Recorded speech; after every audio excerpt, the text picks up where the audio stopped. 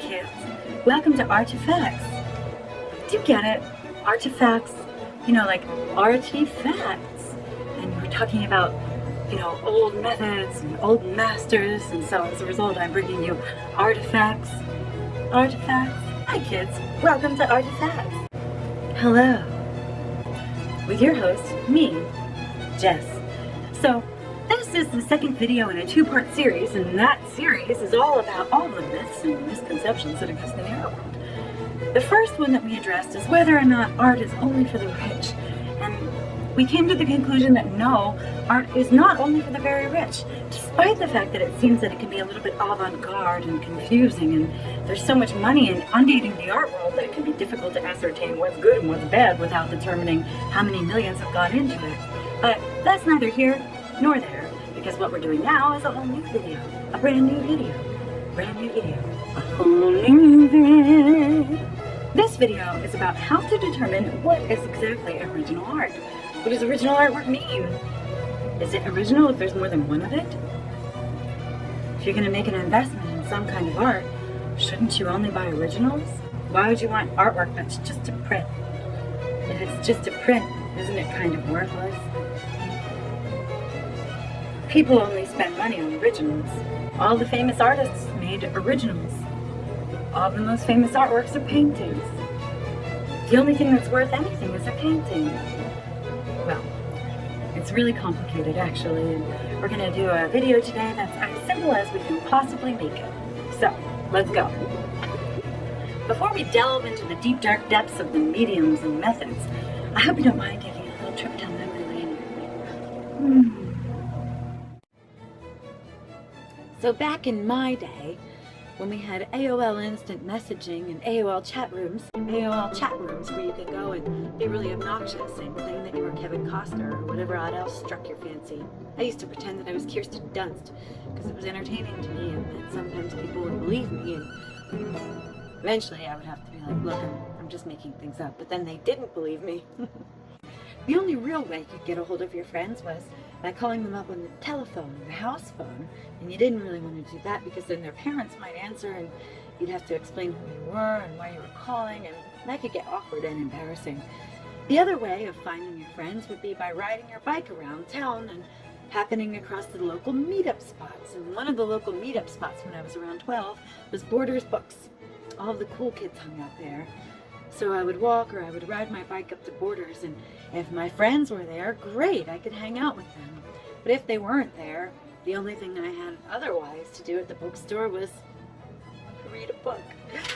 And since I liked art, obviously I gravitated quite a lot toward the art section, and I came across this book. This is probably one of the only books I ever bought when I was a kid because I was so poor. Getting money together was tedious. I'd have to collect change or panhandle dollars outside of the convenience store. And I'm not kidding about that. That's really what I would do. This book was called Love and Desire. The internet wasn't very big back then, so finding scandalous photographs online wasn't really a thing. Finding this book was major for me. So many sexy photos. That it didn't just say photography when describing the medium. It said all kinds of things. It said daguerreotype, heliogravure. It said gelatin silver print, chromogenic print, composite computer-generated gelatin silver print, or carbon print. What are all these things? Again, why didn't it just say photograph? As I got older and more immersed in the art world, I learned that this diversity of artistic methodology extended outside of photography and into traditional art as well. What I'm going to do is just go over some of the basics. Etchings, lithographs, serigraphs, linocuts, woodcuts. A serigraph, the artists who use serigraphs. Etchings, the artists who create etchings. Lithographs, how lithographs came about, the artists who create lithographs. And there's a lot of questions that people often have once they know all the different mediums, methods, and mediums with which an artist can create art. People will ask things like, well, is one medium superior? Is one medium better than all the other mediums? Clearly, I'm the best medium. The best. I'm better than both small and tall.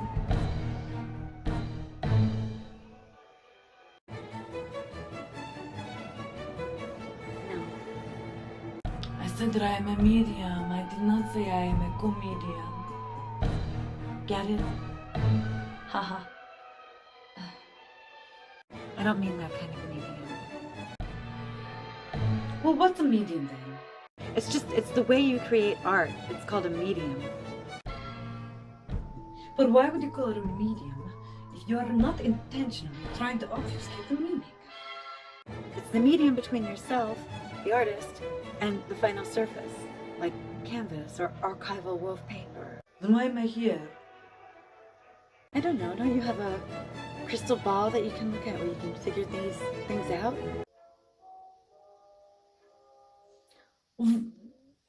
It's not really crystal, it's like blown glass. What about the other one? This one's not really crystal either, but it's pretty. Somebody get that medium out of here. Art myth number 2. Art can be divided into 2 categories, originals or prints. Here you will see featured our hierarchy of art, and on it includes all of the different artworks that you can find featured in the art world and their list of importance to you, the collector. Let us begin with the serigraph or silkscreen. Serigraphs are otherwise known as silk screening. If you've ever owned a t-shirt, it's very possible that you've actually been walking around with a silk screen work of art. The artist who is best known for having created serigraphs is an artist that we've probably all heard of, and his name is Andy Warhol. The reason why Andy Warhol was considered the artist who is best known for creating serigraphs is because if I mentioned to you Marilyn or Mao, it's very likely you can conjure an image in your head without having to do any kind of a Google search. Andy Warhol is considered to be one of the most prominent pop artists in all of history.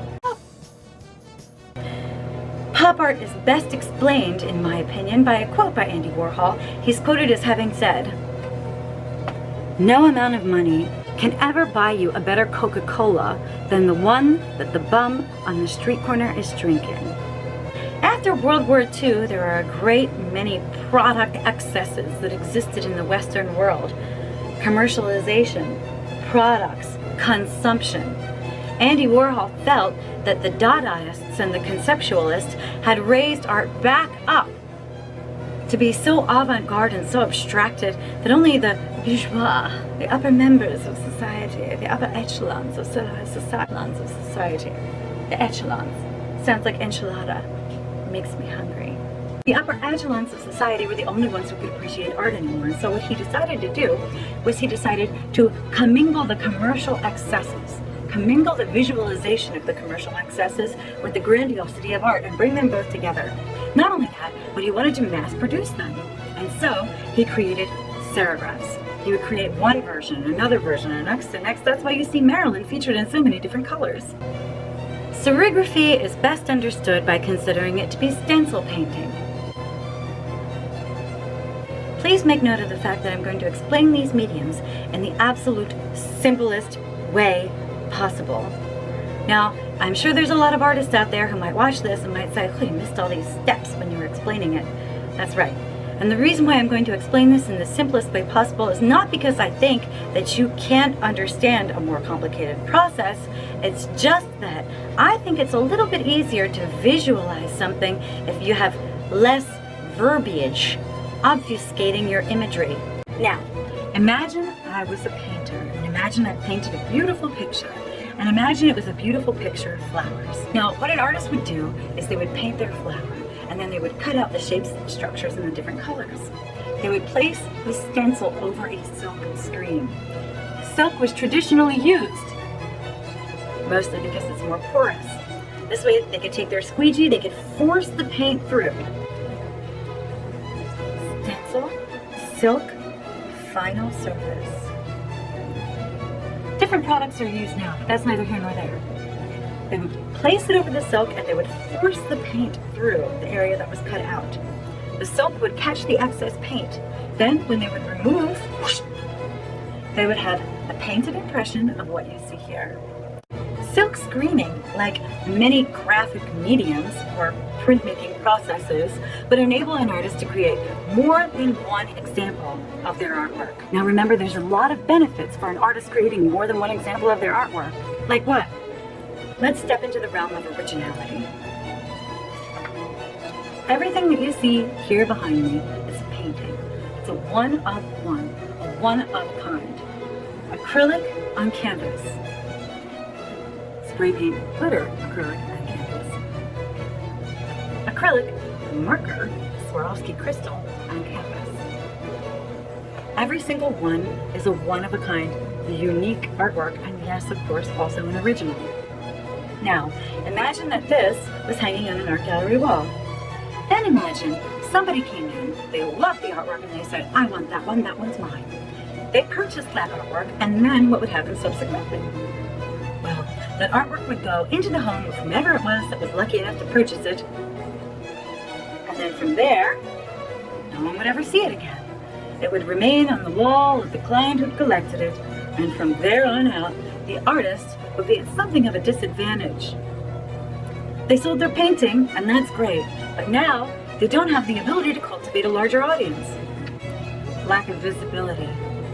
Fewer people would see their artwork, and therefore they couldn't cultivate a larger market for themselves. Visibility bolsters your fame. It is so in every case. Now the internet has changed that a little bit in the modern world, and that's why we have more modern printmaking or graphic mediums. We're going to get into those in just about one moment. Next we have giclées. Honestly, I really love selling art. There's so many different reasons why I love selling art. I hope you don't mind a minor segue. To me, art is really, really important. Not only that, art can be a really good investment. It's a wonderful investment. An investment that's available to me because I'm rich. It can be a spectacular investment. That's the reason why you see people spending millions and millions and millions of dollars on Picasso's. Or Leonardo da Vinci's. Salvator Mundi, a painting by Leonardo da Vinci, went for $450 million and some change. Why? Because it's rare, because it's exclusive, and because it's a one-of-a-kind. One-of-a-kind works are original, but prints, aka graphic works, are also original. As for giclées, it's a modern graphic medium. When I worked in sales, obviously I don't want to say, oh, it's a print. Duh, it's a print. They print it out on a printer. And a printer. People take it and they buy it. Take it from the printer. Hang it up on the wall. It's just a print. Were I still in sales, what I would be telling you is that a giclée is when an artist creates high-resolution images. Either they utilize photography of their own making, or they'll employ a photographer to create high-resolution images of their artworks. They'll utilize archival inks, sometimes going through hundreds and hundreds of color corrections before they can finally recreate the initial image in a limited edition series that they then make available to the public. But if I'm telling you, I would say they print it out on a really good printer. Super good quality printer printing print. I guess it's a print. Not really just a print. They're artistically rendered prints, and it's really important to remember that. Now, there's a lot of artists who are really well known for having created lithographs. Swan, Juan, Miro created lithographs. Marc Chagall created lithographs. Fascinating artifact. Marc Chagall actually created a lithograph on the day that he died, which was March 28th, 1985. And that's dedication for you. Pablo Picasso created lithographs. Anyway, pretty much every major artist that you know of created lithographs. Well, every major artist of the 20th century at least created lithographs. However, lithographs were invented in 1776 by a guy named Senefeldo. Simplest way to explain it to you is that it's stone painting. An artist would take a limestone, traditionally limestone was used because it was really hard. They would create their image and they would create it with wax, waxy inks. Then they would put water, so oil, stick to the wax. Then they would put some paper. Then they would send it through a press, And the reason why they used limestone is because limestone's super hard. And as a result, they wouldn't have to worry about crushing the stone, ruining their artistic image. And then they would peel it off, voila. Now for a lithograph, every single color that you see used requires brand new limestone, at least in traditional lithography. Things are a little bit different today, but that's neither here nor there. We're talking about traditional lithography. When we have etchings. These are my favorite etchings. Here we have an etching by Pablo Picasso called La Minotauro Marquis. It was referenced in the BBC Power of Art documentary. Additionally, it sold for $1.98 million. You can see one etching within the edition hanging today on the wall of the Reina Sofia Museum in Madrid. There are 50 in this series. Natalie Portman played in a movie called Goya's Ghost, and there's a scene in that movie where you can actually watch Goya making an etching. So once you understand how time-consuming, laborious, difficult, tedious, and highly concentrated the process is, it's a lot easier to appreciate etchings and other prints for what they are. These are my favorite. And we have artworks that are considered one of one, and that would be charcoal, colored pencil, acrylic painting, watercolor. So Jess, what are you saying? What's the point of this video? Should I buy these things or should I not? Are they good investments or are they terrible? Which one should I like? Which one should I go for? Which one is superior? Well, if we're talking about value, a one-of-a-kind painting is always superior to a print of any sort. But keep in mind, it's really the artist who's created it that means more than anything, more than any medium. A drawing by your next-door neighbor's son, Billy Joe Bob, will never be worth as much as a serigraph by Andy Warhol. So in the end, again, as with everything in art, it's all about what you like the most.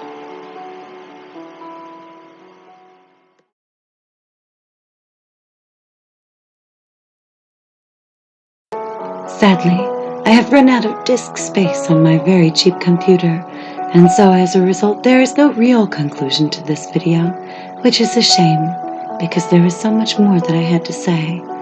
Anyway, like and subscribe. Perhaps I will get more disk space in the future. Thank you so very much. Have a lovely evening.